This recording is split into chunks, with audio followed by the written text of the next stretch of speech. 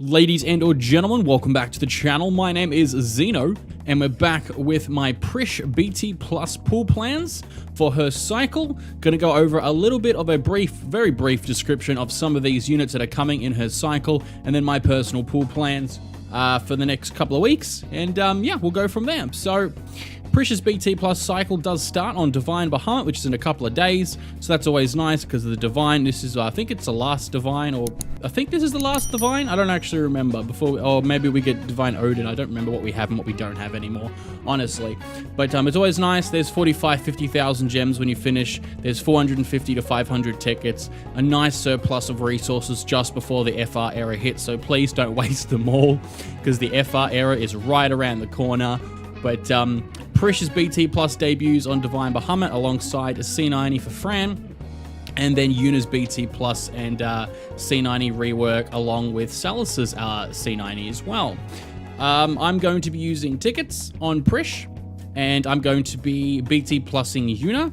Yuna's already a fave. I've already got one of her. I've got her gunner costume. She's triple sphered. I've got her already blue armored. I used her so much because I just genuinely love Yuna as a character. And I am super excited and looking forward to using her BT Plus, especially because her BT Plus effect is really quite stacked. It's still extremely powerful. It's just you always had to use her BT phase to get the effect, which was kind of a downside. But so I'm looking forward to that, and I'm throwing tickets for Prishe's LD primarily. I do not care for her BT whatsoever.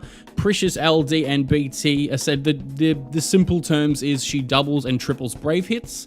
I think she triples them on herself with her BT effect and doubles them for the party.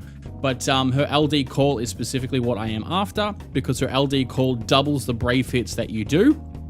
And that's extremely good for your BT phases. There is some characters that do not have brave gains or that do not refund brave in between HP dumps. So she will help when you're doing double brave hits every time in between your HP dumps. So she really helps magnify how much damage that your BT Plus and very strong DPS characters can do. She's very much like General Leo, which we had not that long ago. It just simply amplifies your damage. Do you need her? Not even close. You can happily skip over her. Pardon me, as I just choke on air. You can happily skip over her. You don't need her at all, but if you've got the spare resources and you're comfortable throwing a few hundred tickets to try and get her LD alone, I think it's definitely worthwhile. She is very good in the FR era. She's one of the better/best calls in the FR era because she scales very well with FR damage. Specifically just using her actual call as a physical call when you've got the FR gauge and your massive HP percent boost. She can do literally millions of damage just on the call ability alone, let alone amplifying, as I said before, the damage of your big DPS characters. So I know I spent a bit of time on that one, but Prishe is pretty damn good, and I've got the spare resources, so I'm going to be chasing the LD. If I get the BT, cool. I'm not going to really use her. I'm not really interested in her kit, but she's very good. She's very powerful, and she's definitely more on the meta side. If you got the spare resources, I definitely consider her. But yeah, tickets for Prishe's LD for the call, and I haven't got Salus's kit, and I'm not going to summon on that banner, so she's of no concern to me. And I'm looking forward to Fran's C90 as well, just to use her once or twice. She's still a decent call, but there will be better calls as we're getting close to the FR era. Shulk's Lost Chapter, which also comes with Lulu's LD. So Shulk, I already have Shulk, and she's fun. I would like to blue armor Shulk, but unfortunately I don't really have the spare ingots. I'm using Lufenia tokens now to blue armor people because I've run out. So she's a lot of fun. She's a turn stealer. She can dispel with her LD. Dispel buffs and debuffs and kind of like reset herself and everything like that. She's a lot of fun. I personally really like her playstyle. I think she's really cool. But that being said, if I didn't have Shulk, I'm not sure I would summon for her now. I would have summoned for her on her debut.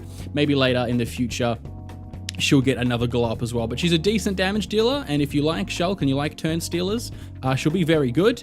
She'll be someone that's really good to pair with your BT Plus aura supports like Yuna's BT Plus, because she'll stand there and just do tons of damage with the HP caps and brave caps and everything like that.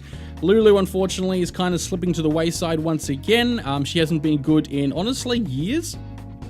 I think when I started the game back on Aranea in the Chaos era, which is over like 2+ years ago, Lulu was getting her EX weapon within that phase of a couple of months. I think she was okay at best, but she's been pretty bad for the last 2 years, and unfortunately her LD doesn't do her the justice that everyone's favorite Final Fantasy X goth waifu needs or deserves.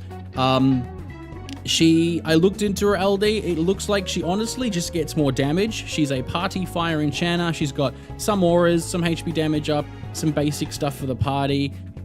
She does damage herself, but like, she really doesn't seem to do anything else. It's just a fire party enchanter. And that's kind of just like, considering how close we are to the FR era, throwing her at the back of the Lufenia Plus era of banners just before we hit the new era with new weapons, it just kind of feels like a slap in the face to Lulu, because like there's no time for her to shine. If you like Final Fantasy X, don't get me wrong, you can definitely make her a decent DPS unit if you blew her armor, you commit to maybe a base ultimate weapon, you chuck her next to some BT plus supports. But I'm personally going to be skipping over this banner because I have Shulk and I like Lulu, but I don't like her enough to want to use resources for a character that I'll use her once, and then I'll probably just never use her again. And as of current recording, we do not have a future for Lulu in JP, so we don't know what her future's like. So I'm not going to bank on getting her 8 months to 10 months in advance to use her once, just in case I can get her later with a better BT banner later down the line, because I don't care for Prishe BT. So that's definitely a skip for me. And we have a global exclusive boss rush, and as it is on the Tomberry Troop website, which I am on, this is an educated guess of what the banners will be, but this is roughly what JP did have at the time. So they did get Realms, LD C90, Kate Sith's LD C90. I know Gilgamesh's comes back, and Layla, although I don't believe there's any updates for that banner with Aiko, Layla, and Gilgamesh at all. But Realm is another turn stealer warper type character. She inflicts like a debuff called Sketch, and every time the enemy acts, she gets a free action. She like warps up and she gets a free turn. Her LD gives her an extra follow-up attack from her HP command. She summons Ultros, which is a very fairly popular character. He comes along in most Final Fantasy games. Ultros is fairly popular, fairly old character, but not interested in her whatsoever. I don't mind her kit, but she's not a favorite whatsoever for me, and I wouldn't invest in her blue armor or anything. She is primarily a DPS style unit that does lots of free turns and lots of damage. And Kate Sith, I honestly have not looked into his kit whatsoever. I already have his LD kit, but it's Kate Sith. I don't really care for Kate Sith that much, I'll be dead honest. So that's a definite skip. That whole 2 banners, if it is, it's a skip, assuming that it is these characters. And also Realm's just a little girl that now summons tentacles. So, you know, call up your FBI, because for the love of God, we didn't need that in DFFOO. FBI, open up!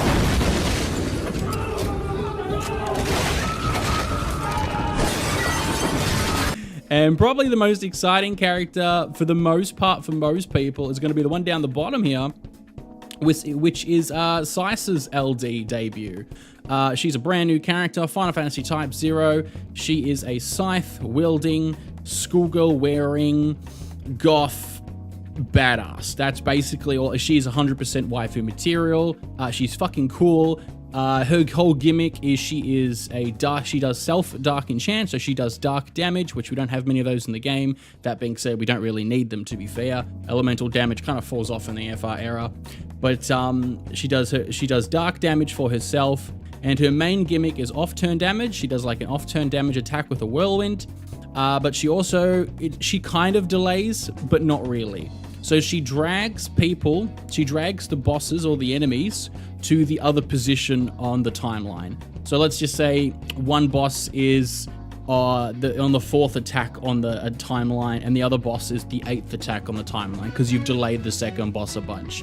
She drags the first boss all the way to the second boss. So it's kind of a weird gimmicky way of like turn manipulation, turn delay for the enemies. It's unique, it's cool. Is it needed? Absolutely not. Because literally the banners right after this is Vincent Cycle, and then it's the FR era with brand new mechanics, brand new weapons to summon for all kinds of crazy stuff. So is she needed? No. Is she fun? I think she looks really fun, And I'm currently maining Reaper in Final Fantasy XIV, because I've been playing that a lot, and so I have a thing for scythes right now, and I was going to summon for her anyway, but now it's even more reason for me to want to summon. So she's a good damage dealer with a bit of off-turn damage, and she has a bit of turn manipulation, warping for the bosses. It's cool, it's unique, you don't need it whatsoever. I'm going to be summoning probably tickets, just because I don't want Prishe BT, so I'm not inclined to use gems to try and get it to have a higher chance of the BT. Plus, with Divine Bahamut, I feel like I'm going to still have so many tickets, it's ridiculous.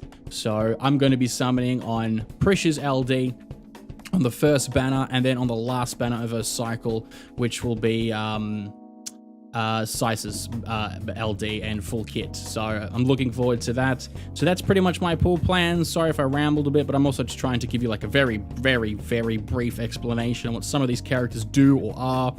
And I'm also going to ignore the fact that it says Vincent BT Plus here on the global exclusive boss rush, which makes no sense. But we're just going to ignore that. We're just going to ignore that. I'm assuming that's going to be Prishe, but whatever. Anyway, let me know your pool plans in the comment section down below. What are you planning on spending your Divine Bahamut resources? Because I know a lot of you beautiful people out there are just so impatient and you can't wait to spend everything. But I'm summoning on 2 batters out of the 3 or 4. And yeah, we'll see how we go. So anyway, I hope you guys enjoyed the video nonetheless. Hope you guys having a fantastic day as always. Remember to follow me over on Twitter at TXB_Xeno to keep up to date with everything in between videos. And I'll catch you guys on the next one.